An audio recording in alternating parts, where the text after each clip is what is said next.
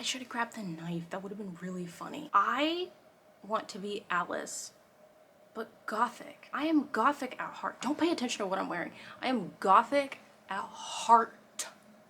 And I need an Alice cosplay that represents me. Let me show you how I made it. Alright, let's start off with the dress first.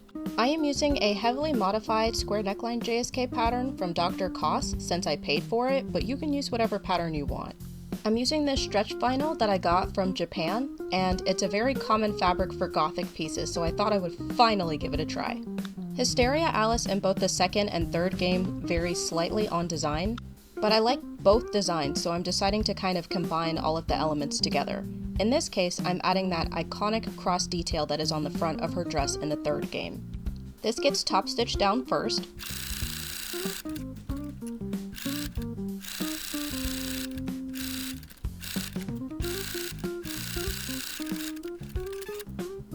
And then I top stitch down this lace underneath.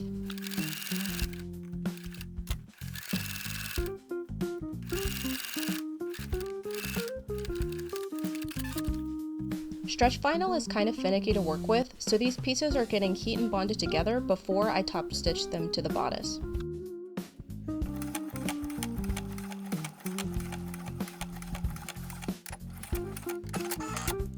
After the applique is sewn, I'm going to sew the rest of the bodice pieces together.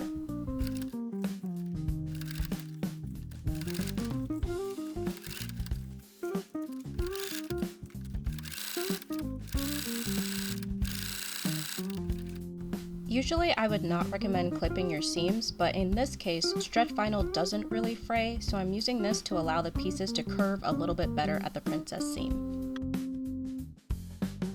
Afterwards, I'm going to sew the lining. This is a cotton linen blend fabric that I got on sale at Joann's before they closed.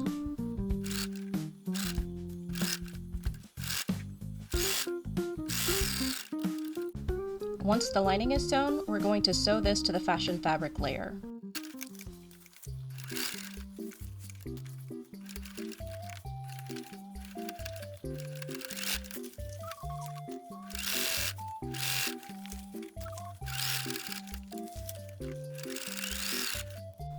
Alright, next is the skirt.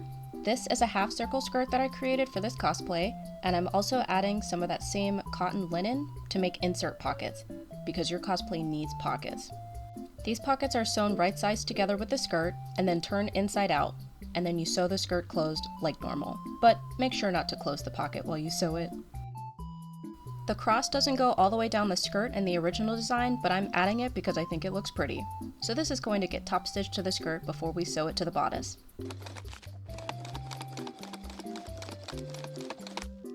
Next is the sleeves. I'm using a generic sleeve pattern to cut out both the lining and the vinyl fabrics, except the vinyl is going to be slightly larger so we can gather it down later.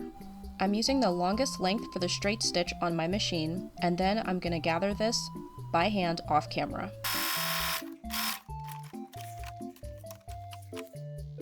Once the sleeves are gathered, these are going to get sewn directly to the bodice. And after a quick hem and a zipper, the dress is done. Let's move on to the apron. Backpedal, backpedal, backpedal. Okay, so this is the fabric from the Goodwill velveteen curtains that I got. I'm gonna fold it in half just so you can see this better, but it is slightly flared at the end, and then it's more narrow right here. So I'm gonna hold it up to my graph just so you can get an idea of the sizing I did for this. I have the top part here, so these are gonna get sewn like this, right sides together, and then yeah. So this is the little pattern piece that I made. With the pattern piece, I'm starting off by cutting these out of felt. I'm using a reference offhand to draw the design before I cut it out. The point of the felt is to give a little bit of extra oomph to the satin stitch embroidery. That way it has a little bit more of a 3D effect. Once I'm happy with the design, it's going to get cut out and glued directly onto the pocket piece.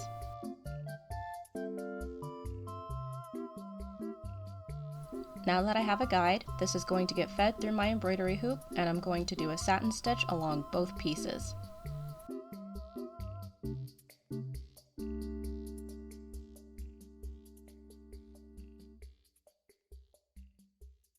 And I just finished this one. This one turned out super good, and I'm pretty proud of how the back turned out too. Now that these are done, these are going to get cut out.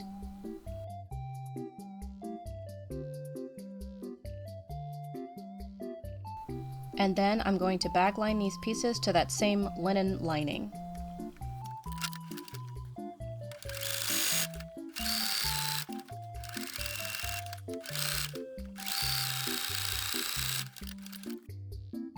After that's done, I'm going through with my pinking shears just to make the curves a little bit more crisp and to prevent this from fraying over time.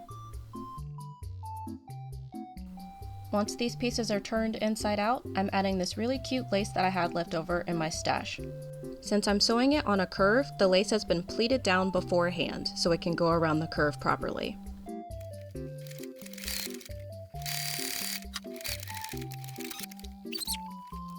Now these cute little pockets are going to get sewn directly to the apron.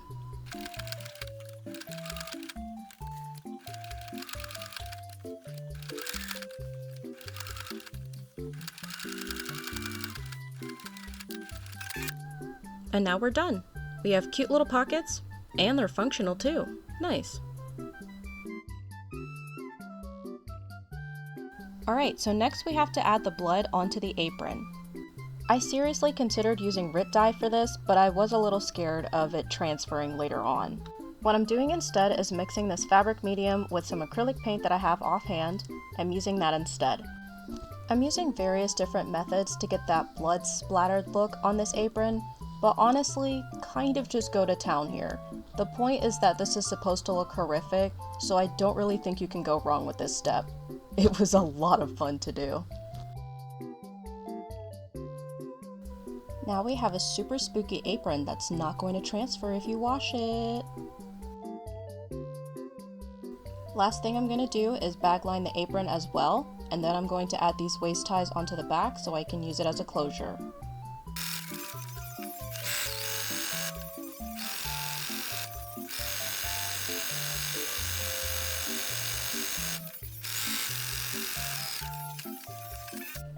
And now the apron is done.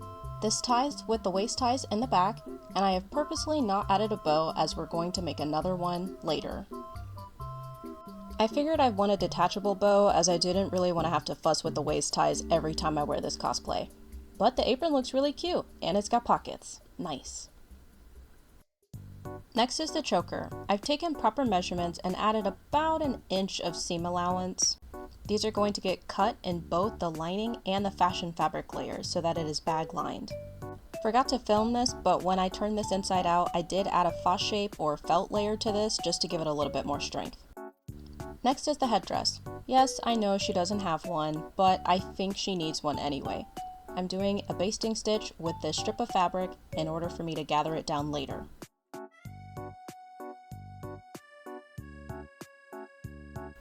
I'm gathering this down by hand, and I do recommend doing 2 stitches as it makes this process a lot easier.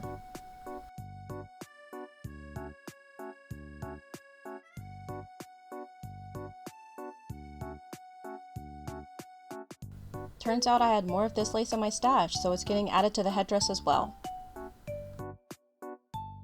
This is top stitched down at both the sides and the middle so that this doesn't shift at all when I'm wearing it.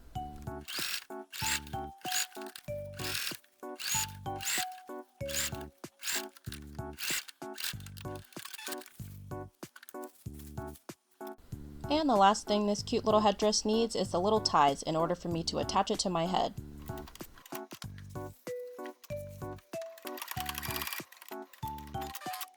The last thing we have to sew for this cosplay is the detachable bow.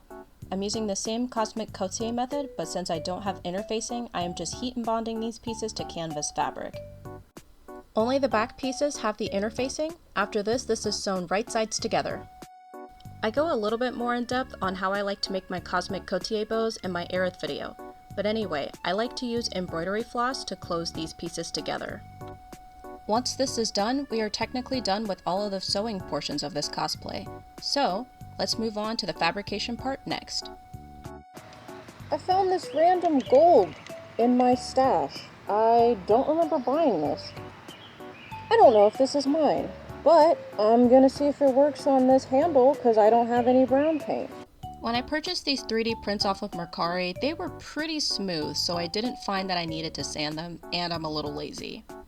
The blade and the ankh are getting sprayed silver, and the knife handle is getting sprayed gold.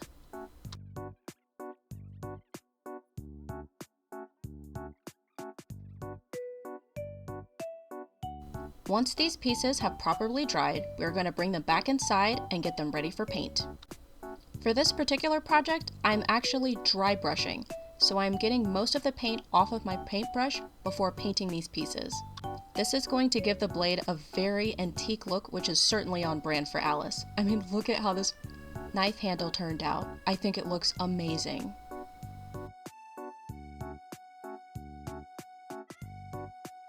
Moving on to the blade next, I'm starting off by dry brushing the inner parts of the blade with this black acrylic paint. This is going to give it more of an aged look, which is exactly what we're going for.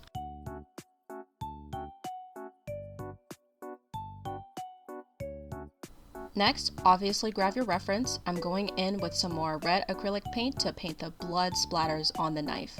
Like I was saying with the apron, I wouldn't worry too much about making your blood splatters look perfect.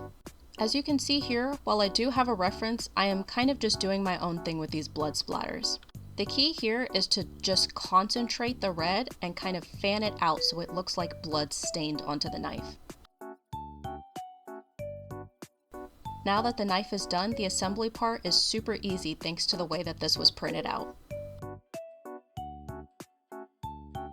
Now, this is ready for its final sealant coat. The blade and the ankh are getting sealed with a high gloss spray paint. This is going to bring our paint job to life, since these pieces are supposed to be metal. However, the handle is supposed to be more like wood, so this is getting more of a matte varnish. As always, do this in a well-ventilated area with the respirator. Now that these pieces have sat out to dry, just look at the paint job. The spray has really taken a liking to the red and has really brought out the glossy parts of it, and it makes it look like real blood. Anyway, these pieces are just getting assembled together with super glue. And now we have a knife! A knife! I love stabbing people with this knife. And look, it fits perfectly into our bloody apron pocket. I sewed an extra strip offhand to attach the ankh to the choker. And now this is going to get a nail polish glitter coat, for no particular reason other than I thought the glitter would be slay. Thank you. The last 3D print I bought was this cute little skull attachment for the bow. I wanted this piece to have a little bit more of an organic look, and I wanted to accentuate the 3D layer lines on this piece. So I'm actually deciding to use pastel chalk instead of paint for this. I'm using a sharp blade to create a powder and then using a paintbrush to dust this onto the 3D print.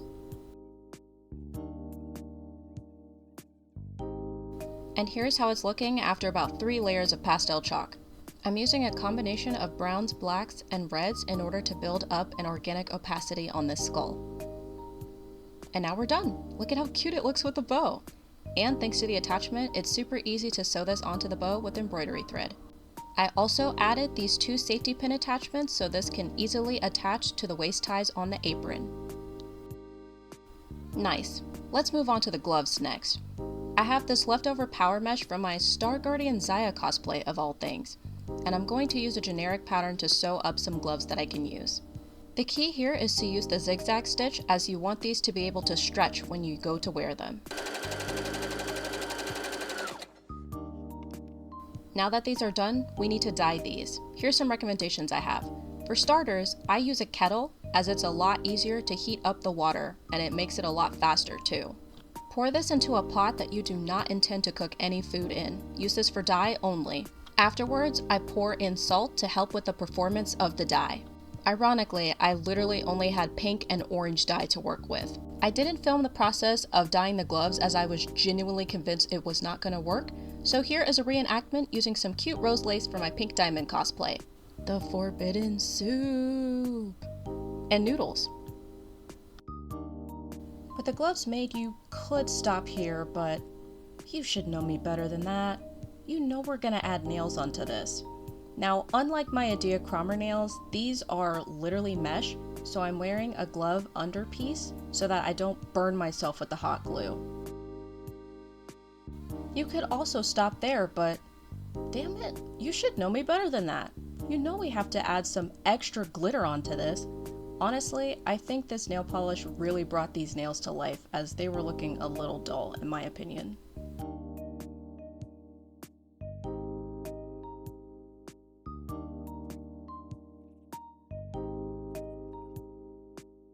And now we're done with the gloves. Honestly, I really love how they turned out, and now I don't ever have to paint my hands for this cosplay. The gloves honestly really just bring the whole cosplay together for me. Yay! Okay, this is not gonna be the final wig that I wear for this cosplay. I literally just grabbed this from my sister's pile. Obviously the easiest option would be to do a wig kind of like this, but it's fine, but I don't know if this is... Headdress helps as far as silhouette is concerned, but I don't know. Like do a hime bang or something. I'm also thinking I want waves. Maybe will help with the volume, if that makes sense. And the pièce de resistance, the boots, are the Demonia Torment 804s. These actually took so long to find. I need to show you the unboxing of this video. You don't see this. I'm packing for Anime Expo, okay?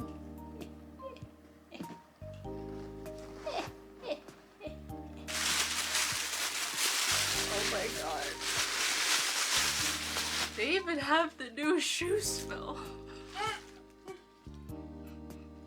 The new shoe smell. But I definitely see what they mean about it not going around the calf. I'm going to try letting out the shoes a little bit and seeing if that helps. Okay, so I let them out and they do fit now. The platform is 3 inches. The heel is about 6 inches, is a little under 6 inches. But look-wise, fit-wise, and comfort-wise, at least initially, I'm pretty impressed with these. These are pretty good. With our coveted boots acquired, let's go ahead and do the makeup next. If you also have a darker skin tone like me, I like to use white concealer to build up an opacity. This makes putting lighter eyeshadow shades onto my eyelids a lot easier.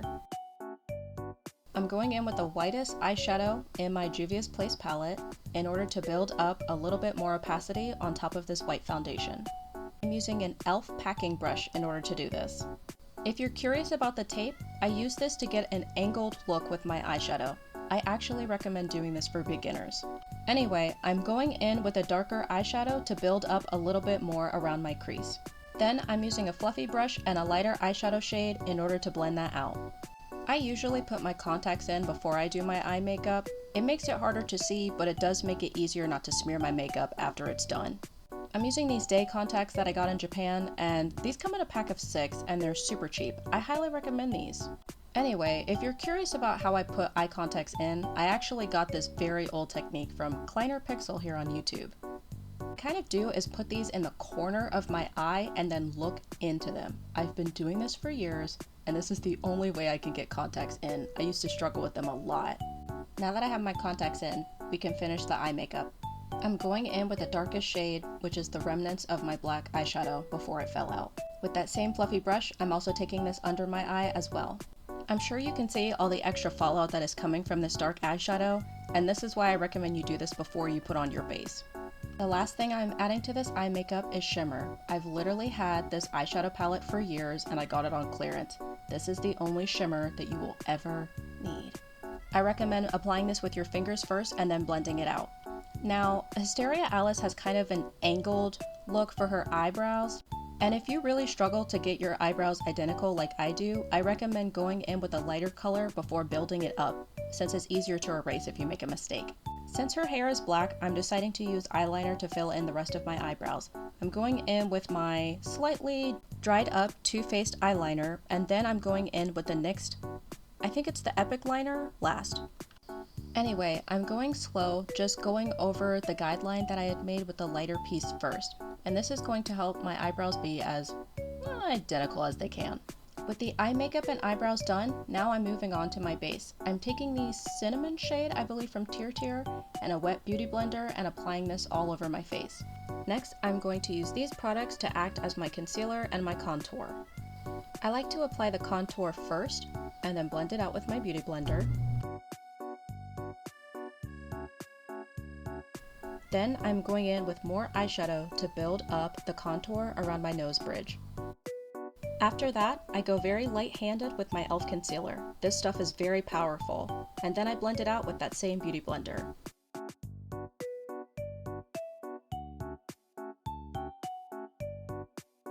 Now for the eyeliner. Since I have hooded eyes, I keep my eyes properly open when I go to draw on the line. That way it doesn't get warped later on.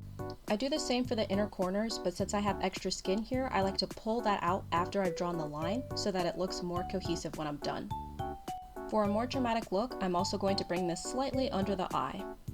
Next, I'm going to set my face with powder. Don't ask me how long I've had this. If you also have oily skin like I do, I highly recommend using this step as it'll help to keep your face nice and matte during cons. Now for the lips. I'm starting off by aligning the top part of my lips. Although in my opinion, this step is completely optional. Just do it if you want to. Then I'm going in with my favorite lip tint and adding this mostly to the top part of my lip.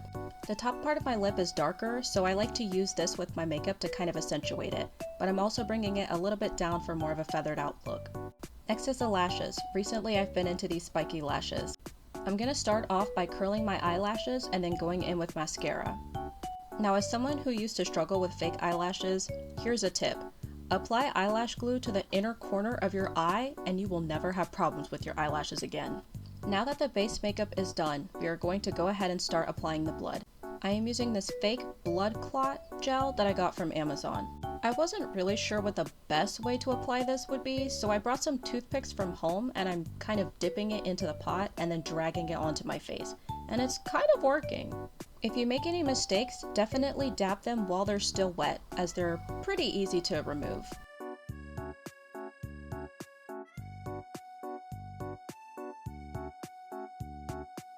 You could stop here if you're going for more of a neat look, but what I'm going to do is dab the blood while it's still wet with some toilet paper to kind of give it more of a smudged look. Honestly, I think this gives a more organic horror kind of vibe.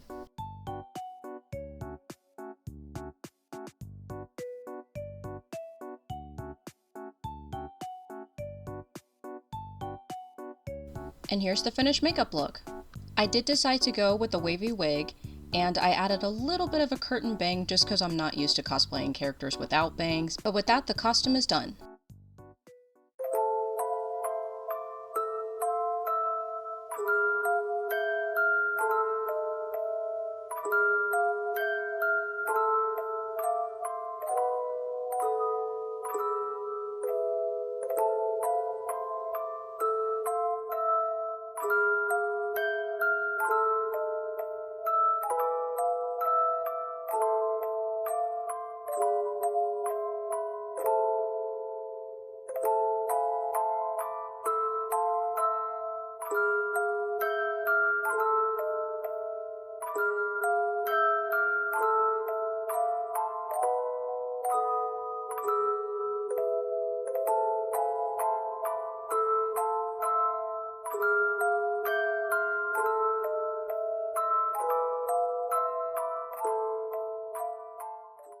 I debuted this cosplay on Friday of Anime Expo. If you take the shuttle, you can actually get all the way to the DoubleTree without having to walk, but it's about a 20-minute walk if you have to. Seeing from this video here, I'm gonna assume we were probably on either station 2 or 3 to get to DoubleTree. I'm so sorry, I kind of forgot how to get here, but you have to go through check-in to a specific floor on the elevator in order to get to the Kyoto Garden. It's towards the back. This garden is beautiful and definitely worth checking out if you are going to Anime Expo.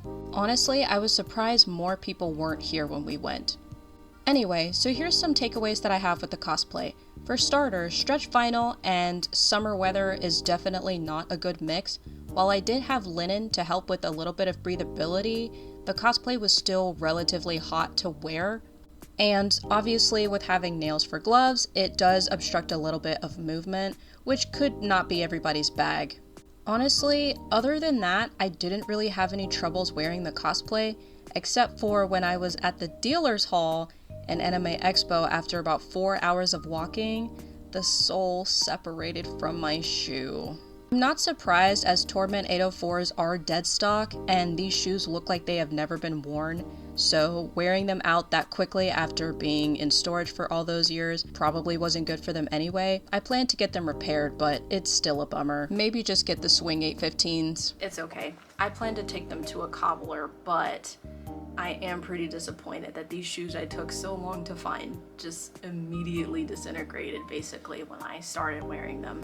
Vinyl is definitely not meant for the California summer heat, so I definitely plan to make like the linen, like I plan to make her blue dress at some point, so I have something a little bit more breathable to wear. The cool thing is that this dress is like, these pieces are interchangeable. You could wear this to a con, but the dress is something you could wear in an outfit. The apron is interchangeable. You can wear the shoes again. I can wear the headdress again. So like this cosplay was definitely like a really good idea for me because I got to do, these pieces are reusable and I love that about cosplay. Thank you so much for watching this video. If you did get to the end, if you are interested in seeing some more content from me, I just posted an entire video on how I made my Aerith cosplay. Definitely stay tuned for that. It is already posted to my channel. And as far as other cosplays I plan on making this year and getting footage of, Pink Diamond from Steven Universe is a labor of love, man. She is taking a while, but she is gonna get done and I will record it for y'all. Anyway, as always, I hope you, yes you, have a wonderful day.